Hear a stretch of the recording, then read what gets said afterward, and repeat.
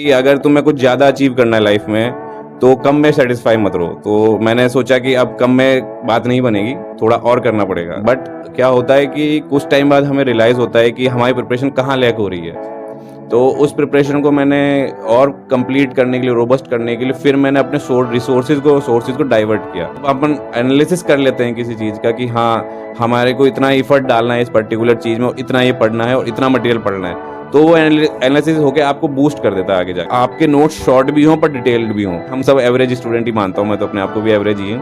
तो हमें मेहनत ज़्यादा करनी पड़ेगी पढ़ने के साथ। तो वो कोशिश हमेशा ही करते रहो कि रिवीजन करना है 3 या 4 बार मिनिमम। बस ये है कि मेहनत आपको थोड़ी ज़्यादा लगेगी घर पे पढ़ने, क्योंकि वहाँ पे फोकस बनाना थोड़ा मुश्किल हो जाता है। यहाँ पे स्टूडेंट होते हैं, उनके साथ फोकस अच्छे से बन जाता है। कि एक बार तो मैं बताऊँ IIT से पास आउट हो, पर CCET के कारण नहीं हुआ। तो हमें हमेशा कॉन्फिडेंस वाले जोन में रखना, अपने आप को कोशिश करनी है कि हाँ, मैं कर सकता हूँ और मुझे करना है। बस 2 ही चीज़ें। नमस्कार दोस्तों, स्वागत है आप सबका एक और इंस्पायरिंग और इन्फॉर्मेटिव वीडियो में। आज हमारे साथ युवराज मरमट सर हैं। सर का UPSC में रैंक 458 है। सर से हम बातचीत करेंगे कि सर का जर्नी कैसा रहा है, क्या स्ट्रेटेजी रखा है सर ने, और सर की स्ट्रगल बहुत लंबी रही है। 6 अटेम्प्ट में सर का सिलेक्शन हुआ है। तो सर ने कौन सा बुक लिस्ट वगैरह फॉलो किया था, इन तमाम मुद्दों पर हम बात करेंगे। तो अभी तक हम चैनल को सब्सक्राइब नहीं किया, चैनल को सब्सक्राइब कर दे, उस वीडियो को लाइक और शेयर करना भूलें। सर सबसे पहले कॉन्ग्रेचुलेसन्स। सर अपने बारे में बताएं और एजुकेशनल बैकग्राउंड। जी, बेसिकली मैं सवाई माधोपुर डिस्ट्रिक्ट से हूँ, राजस्थान में। बट मेरी फैमिली अभी जयपुर में रहती है। सो अब एजुकेशन बैकग्राउंड के बारे में, मैंने स्टार्टिंग की थी अपनी KV सवाई माधोपुर से। फिर उसके बाद मैं KV नंबर 5 जयपुर में पढ़ा हूँ 12th तक। उसके बाद मैंने IIT क्रैक करने के बाद IIT BHU में एडमिशन हुआ था। उसमें मैंने सिविल इंजीनियरिंग से पास आउट ग्रेजुएशन किया। और उसके बाद फिर मुझे था कि हमेशा की कहीं गवर्नमेंट जॉब में ही ट्राई करना है। तो फिर मैंने उसके बाद इस पहले स्टार्टिंग में सिविल इंजीनियरिंग से था, तो मैंने सोचा सिविल इंजीनियरिंग में ट्राई किया जाए। फिर तो मैंने इसलिए उसमें गेट का एग्ज़ाम दिया और मैंने इंजीनियरिंग सर्विसेज का एग्ज़ाम भी दिया। लकीली दोनों में फर्स्ट अटैम्प्ट में ही क्लियर हो गया था। तो उस टाइम पे मेरा कॉन्फिडेंस काफ़ी सही था कि हाँ, मैं कर सकता हूँ ये सारे जितने भी कॉम्पिटिटिव एग्ज़ाम हैं। तो उसके बाद मैंने वहाँ पे इंडियन ऑयल में जॉब भी की 1 साल के लिए। उसके बाद मेरा इंजीनियरिंग सर्विसेज के थ्रू मुझे BRO में कॉल आया था। तो उसके बाद थोड़ा मैंने BRO में भी ट्राई किया। उसके बाद मैंने सोचा कि अब अगर हम इतना आगे आ ही गए हैं तो क्यों ना थोड़ा और इसको फर्दर पुश किया जाए, क्योंकि एक कभी ग्रीड ख़त्म नहीं होती इंसान की सक्सेस के लिए। तो मैंने सक्सेस के लिए और एस्पायर करने की कोशिश की। तो उसके लिए फिर मैंने IAS की तैयारी की।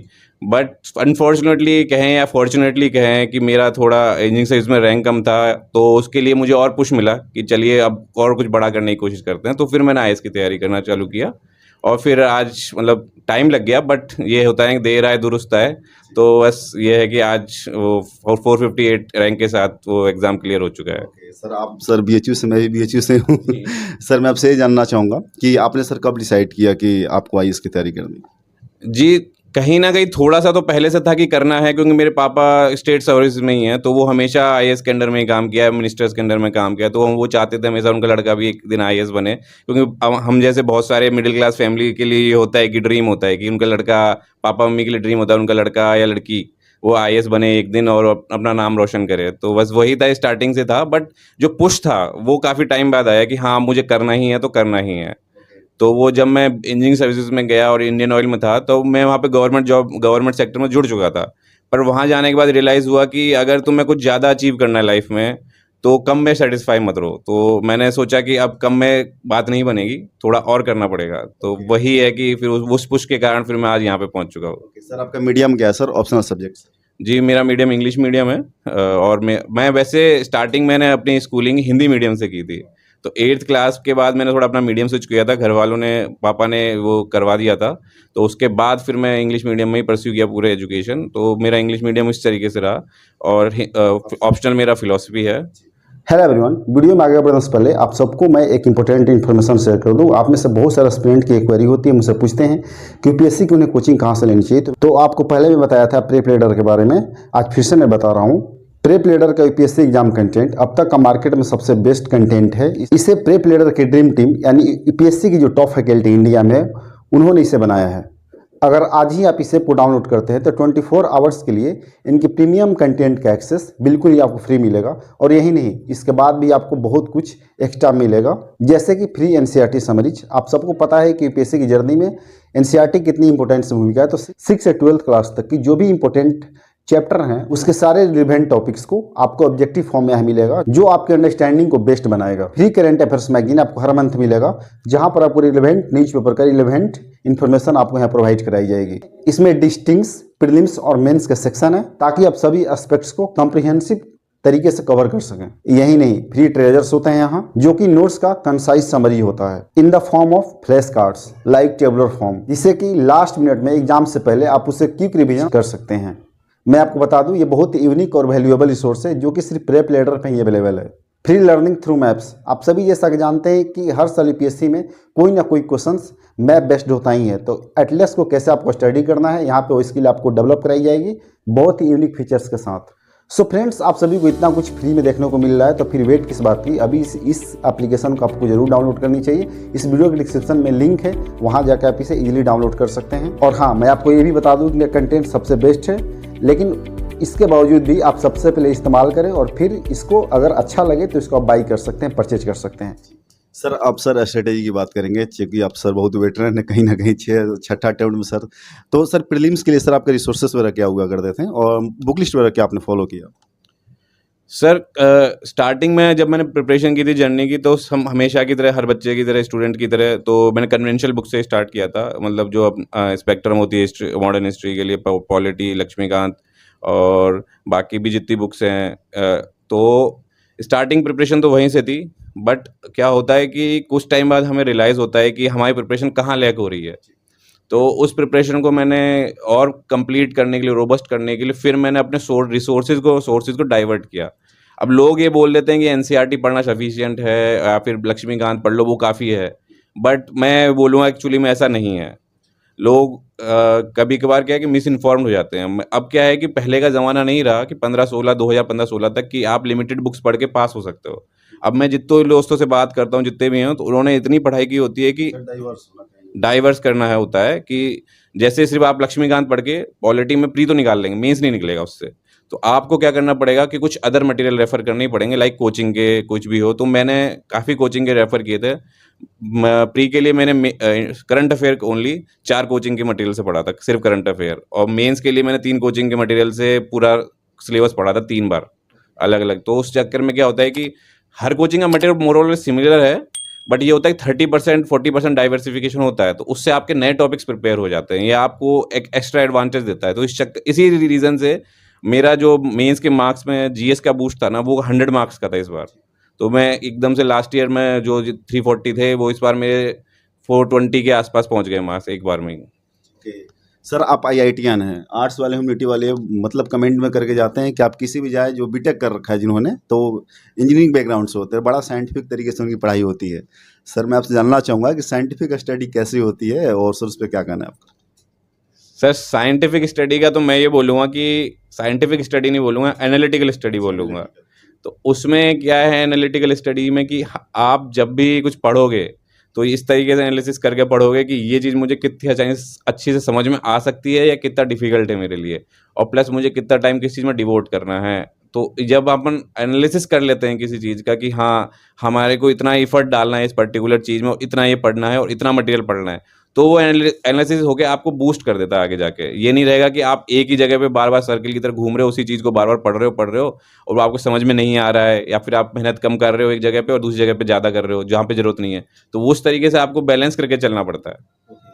सर, रिवीजन टेक्निक की सर बात करना चाहेंगे आपसे कि रिवीजन करने का आपका पैटर्न क्या था, किस तरीके से एस्पिरेंट रिवीजन करे ताकि वो ज़्यादा समय तक सर वो माइंड में कैरी कर सके? सर, रिवीजन का मेरा पैटर्न ये था कि आपके नोट्स शॉर्ट भी हों पर डिटेल्ड भी हों। ठीक है, तो जैसे मैंने बताया, मैंने उड़ान के नोट्स में बहुत सारा ऐड ऑन कर दिया था। तो उड़ान के नोट्स वो बहुत ही कम पेजेस के होते हैं, 70-80 पेजेस के, तो उनको ऐड ऑन कर दोगे 100 पेजेस के बन जाएंगे। तो उसमें ये होता है कि आपका रिवीजन होगा कि अगर आप अच्छे से पढ़ रहे हो, डेली के 13-14 घंटे दे रहे हो, तो एक दिन में आपका कोई सब्जेक्ट आफ्टर अच्छे से पढ़ने के बाद रिवाइज हो जाता है, मैक्स टू मैक्स 2 डेज। तो वो प्री से जस्ट पहले वो हेल्प कर जाता है बहुत ज़्यादा। तो और फिर ये एक स्ट्रेटजी रखता था मैं कि 3-4 बार एटलीस्ट कोई भी सब्जेक्ट पढ़ना ही पढ़ना है। आपका ये नहीं होगा कि आपने एक बार पढ़ लिया, 2 बार पढ़ लिया, आपके माइंड में रिटेन हो जाएगा, क्योंकि इतना ज़्यादा वास्ट सिलेबस है, वो किसी भी इंसान के एक बार पढ़ने से या 2 बार पढ़ने से रिटेन नहीं होता है। जब तक कोई कोई ब्रिलियंट स्टूडेंट होते हैं फोटोग्राफिक मेमोरी के वाले, उनके अलावा क्योंकि हम सब एवरेज स्टूडेंट ही मानता हूँ, मैं तो अपने आप को भी एवरेज ही हूँ, तो हमें मेहनत ज़्यादा करनी पड़ेगी पढ़ने के साथ, तो वो कोशिश हमेशा ही करते रहो कि रिवीजन करना है 3 या 4 बार मिनिमम। सर मेंस की बात करा जाए तो मेंस में सर करेंट और जो है कि स्टैटिक वाले पार्ट को कनेक्ट करके सर लिखना होता है, जिससे सर अच्छे मार्क्स सर उससे मिल पाते हैं। तो उसको सर कैसे एस्पिरेंट उस स्किल को सर डेवलप करें? सर करंट और जो जीएस का पार्ट है वो एक तरीके से क्या है, इंटरलिंक तो बहुत ज़्यादा है। अब मैंने ये स्ट्रेटजी फॉलो की थी कि पहले स्टार्टिंग में मैं मेंस में जीएस के अंदर थोड़ा कम स्कोर कर रहा था, फिर मैंने ये स्ट्रेटजी लगाई कि अगर आपको ज़्यादा फॉलो मार्क्स इम्प्रूव करने हैं तो आपको उस पर्टिकुलर टॉपिक के डिटेल में घुसना पड़ेगा। आप उसमें सरफेस नॉलेज नहीं डाल सकते, क्योंकि क्या होता है कि जब हम स्टार्टिंग मेंस की प्रिपरेशन करते हैं ना, कोचिंग वाले कभी नहीं बताते आपको, या कोई भी टेस्ट सीरीज वाले कॉपी चेक करने के बाद, कि आपको किस तरीके के इसमें पॉइंट लिखने चाहिए थे। वो बस ये चेक करके दे देते हैं हाँ आपका आंसर गुड है, एवरेज है, या फिर नंबर दे देंगे उस हिसाब से, रिमार्क कम करते हैं। तो वो चीज़ कभी स्टूडेंट को इतनी ज़्यादा बेनिफिट नहीं करती। तो मैंने ये किया कि आपको डिटेल पॉइंट डालने हैं। आपको जब मेंस के आंसर लिखना चालू कर रहे हो तो आपके जो पॉइंट्स हैं, जैसे कभी मान लीजिए जीएसटी के बारे में पूछा है, तो आपके जो स्पेसिफिक जो स्पेशल पॉइंट्स है वो डालोगे। ये नहीं डालोगे कि जीएसटी से टैक्स बेनिफिट ये इतना ज़्यादा हो रहा है। अगर आप उन चीज़ों को छोड़ के स्पेशल पॉइंट डालोगे तो बहुत ज़्यादा बेनिफिट मिलेगा। सर आपको ऐसा लगता है कि कोचिंग बहुत ज़रूरी है, जो कि सर कहीं ना कहीं जो प्रिविलेज होते हैं वही सर दिल्ली में आके उड़ला जिंदगी में रह के सर मुखर्जी में रह के तैयारी करते हैं, तो सर गांव में रहने वाले आजकल सर डिजिटल क्रांति है, तो सर बिना कोचिंग के पॉसिबल है कि नहीं? सर रियलिटी तो ये है कि 2 साल से तो मैंने कोई कोचिंग करी नहीं है। जितना भी इम्प्रूवमेंट किया खुद से किया है, जितना भी पढ़ा है वो खुद से ही पढ़ा है। कोचिंग की तो मतलब प्री और मेंस में कोई हेल्प नहीं ली है। इवन मैंने इस साल कोई टेस्ट सीरीज भी ज्वाइन नहीं की थी, अगर सच बताऊं तो। मैं जितना भी इम्प्रूवमेंट किया वो दोस्तों को दिखा के, दोस्तों से पूछ के और खुद से ही सेल्फ इम्प्रूवमेंट के ऊपर किया है। तो कोचिंग इंपॉर्टेंट इस तरीके से है कि just that coaching is a introduction to your syllabus. अब ये लोग बोलते हैं कि कोई कोचिंग बहुत अच्छी है, कोई कोचिंग बहुत बेकार है। मैं ये कहूँगा कि सारी कोचिंग अबव और अबव एवरेज होती है, कोई भी बेस्ट नहीं है। कि अगर आप सोच रहे हो कि कोचिंग करेंगे हम, उसमें आजकल फीस 2 लाख है, 2 लाख रुपए देंगे और हम आईएएस बन जाएंगे, तो ये पॉसिबिलिटी बिल्कुल भी नहीं है। कि कोचिंग में मानता हूँ 20% से ज़्यादा सिलेबस आपका कवर कर ही नहीं सकती, कभी भी आप 8-10 महीने का जितना कोर्स लेते हैं। कोचिंग से ऊपर आया आपकी सेल्फ प्रिपरेशन। तो अगर आप चाहते हो कि घर से प्रिपेयर करना है, तो आजकल यूट्यूब पे बहुत ज़्यादा मटेरियल अवेलेबल है, टेलीग्राम पे बहुत ज़्यादा मटेरियल, तो वो कर सकते हैं। इनफैक्ट मैं आपको डेटा बताता हूँ कि हमारा जो टेलीग्राम होता है इंटरव्यू ग्रुप का, तो उसमें मैंने सर्वे डाला था, ऐसे ही पोल होता है। तो उसमें मैंने पूछा था कि कितने लोग दिल्ली में रह के प्रिपरेशन कर रहे हैं और कितने लोग, तो उसमें सिर्फ 30% लोग थे जो दिल्ली में प्रिपेयर करके एग्जाम इंटरव्यू में पहुंचे हैं। 30% ओनली, बाकी 70% लोग घर पे प्रिपरेशन किया। और उसमें बहुत सारे ऐसे थे जो कभी दिल्ली ही नहीं आए हैं और उन्होंने इस बार रैंक भी निकाला है। ऐसा नहीं है कि उन्होंने, और उनको ये भी नहीं पता है कि राजेंद्र नगर किधर है, करोल बाग किधर है। इस बार वो इंटरव्यू देने गए हैं तो पहली बार दिल्ली में आए हैं, उनके घर वाले लेके आए हैं कि हाँ चलो अब यूपीएससी तो दिल्ली में ही आना ही पड़ेगा, नहीं तो अगर वो भी जरूरत ना होती तो शायद वो दिल्ली कभी आते भी नहीं। तो ये कोई ज़रूरी नहीं है कि आपको कोचिंग करना बहुत ज़्यादा ज़रूरी है। अगर आप में कोई गाइडेंस है ऑलरेडी, कोई दोस्त है ऑलरेडी सर्विसेज में, या फिर आपके पास रिसोर्सेज हैं, ऑनलाइन वीडियोज़ हैं, तो आप स्किप कर सकते हैं कोचिंग को। बस ये है कि मेहनत आपको थोड़ी ज़्यादा लगेगी घर पे पढ़ने, क्योंकि वहाँ पे फोकस बनाना थोड़ा मुश्किल हो जाता है। यहाँ पे स्टूडेंट होते हैं, उनके साथ फोकस अच्छे से बन जाता है। सर आपसे लास्ट क्वेश्चन मैं पूछूंगा सर, जो भी एस्पिरेंट आपको सर सुन रहे हैं सर, उनके लिए 2 शब्द क्या कहना चाहेंगे, लेकिन आपका क्या मैसेज है? सर मैं 2 शब्द तो नहीं हो पाएंगे, ज़्यादा ही होगा। वो ये है कि एक थिन लाइन होती है बहुत, अंडर कॉन्फिडेंस, कॉन्फिडेंस और ओवर कॉन्फिडेंस के अंदर। तो हम सबको ये मेंटेन करना चाहिए, कॉन्फिडेंट रहें अपने ऊपर, और अपने फैमिली मेम्बर्स को भी कॉन्फिडेंट रखें कि हाँ मैं कर सकता हूँ। तो अगर हम कॉन्फिडेंस वाले जोन में हमेशा रहेंगे तो हमारा हो सकता है, क्योंकि हम मोटिवेटेड रहेंगे। अगर ओवर कॉन्फिडेंस में होते हैं तो हम प्रिपरेशन कम करते हैं कि मेरा तो हो जाएगा, मुझे करने की ज़्यादा जरूरत नहीं है, ये कम पढ़ूंगा तो भी हो जाएगा, तो वो बहुत गलत है। और अंडर कॉन्फिडेंस वाले लोग क्या करते हैं कि वो डर के मारे पढ़ते हैं पर उनको दिमाग में नहीं घुसता है, या फिर दिमाग में समझ में नहीं आता इतना और याद नहीं रहता है, तो वो प्रॉब्लम क्रिएट करता है। तो हमें हमेशा कॉन्फिडेंस वाले जोन में रखना, अपने आप को कोशिश करनी है कि हाँ मैं कर सकता हूँ और मुझे करना है, बस 2 ही चीज़ें। Thank you so much Yuvraj Marpat sir, एक बार सर आपको कॉन्ग्रेचुलेसन फिर से। दोस्तों हमारे साथ यही थे सर जिनकी रैंक 458 है।